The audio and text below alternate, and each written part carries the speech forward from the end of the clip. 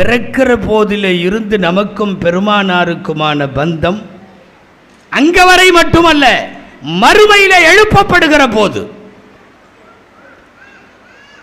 நம்ம செஞ்சிட்டு இருக்கிற பாவத்துக்கெல்லாம் நேராக சொர்க்கம் போவோன்னெல்லாம் எதிர்பார்க்க முடியாது. எக்கச்சக்கமாக, அதாவது தீமையை விட நன்மை அதிகமாக, நன்மையை விட தீமை அதிகமாக, இப்படின்னு நம்மளே கால்குலேஷன் பண்ணி நாம் இங்கே இருப்போமா அங்கே இருப்போமான்னு முடிவு பண்ணிக்கலாம். நாளைக்கு யாரும் சொல்லணுன்னெலாம் அவசியம் இல்லை. நீ நரகவாதியா சொர்க்கவாதியா அவனே கால்குலேஷன் பண்ணிக்கலாம். நம்ம பண்ணுற அக்கிரமத்துக்கு அநேகமாக கொஞ்ச நாள் நரகத்தில் இருந்துட்டு தான் போவோன்னு. அல்லாஹ் நரகம் நுழையாமல் சொர்க்கம் செல்லும் தௌஃபீகை நம்ம எல்லோருக்கும் தருவானாக. நல்லா தான் ஆமின்னு சொல்லுங்களேன்.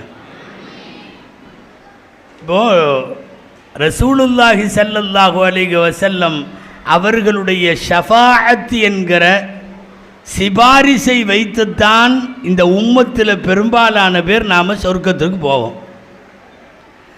அதனால தான் தவறாமல் வாழும் காலமெல்லாம் பாங்கு சொல்லுகிற போது பாங்கிற்கு பின்னாலே நாம் துவா கேட்கிறோம். என்ன துவா?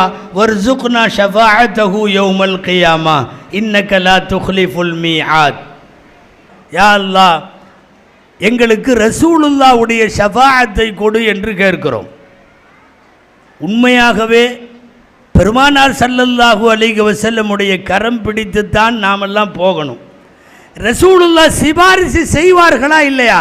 அந்த சிபாரிசு செய்கிற அந்த ஸ்டேஜுக்கு பேர் எங்கே நின்று ரசூலுல்லாஹ் என் உம்மத்தில் உள்ள எல்லாத்தையும் சொர்க்கத்துக்கு அனுப்பு என்று கேட்பார்களோ அந்த இடத்திற்கு மகாமே மஹ்மூத் என்று பெயர். நாம் பாங்கு துவாவில் அதையும் கேட்குறோம். வபஅஸுஹு மகாமன் மஹ்மூதன் இல்லதி வஅத்தஹு.